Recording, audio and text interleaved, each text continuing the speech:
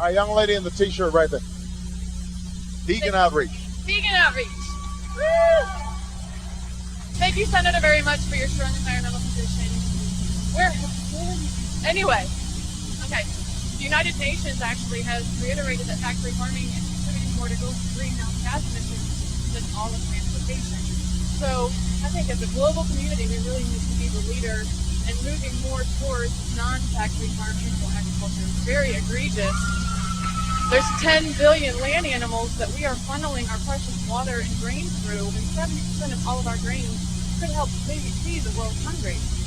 So, as the next leader of the most amazing nation in the world, how can we set the example on a more nutritional, plant-based diet that's more eco-friendly and sustainable, that can maintain our water resources and all of our grains? Thank you very much. Okay, well, it's a great question. Now I have to say, in the interest of full disclosure, that I do like a steak once in a while. I'm just being honest. I like barbecue.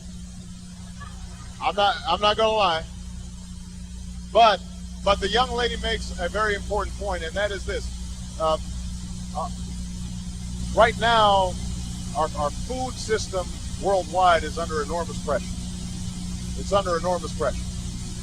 Because, first of all, you've had, as a consequence of climate change, you've had severe changes in weather patterns. We don't fully understand what these effects are, but for example, Australia's had huge droughts, which has taken a lot of crops,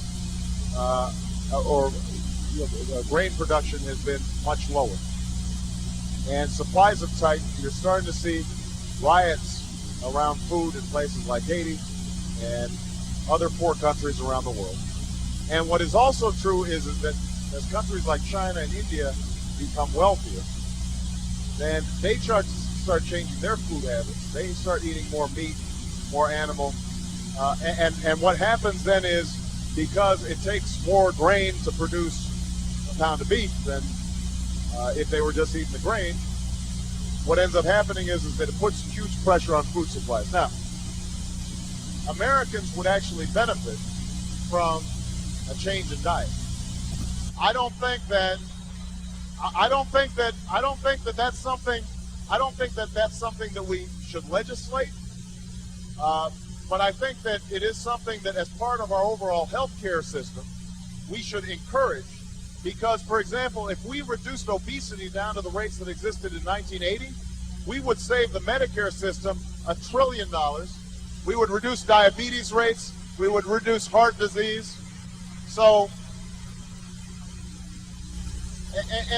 so the fact that we subsidize some of these big agribusiness operations that are not necessarily producing healthy food, and we discourage, or we don't subsidize, farmers who are producing fruits and vegetables and small-scale farming that gets produce immediately to consumers as opposed to having it processed.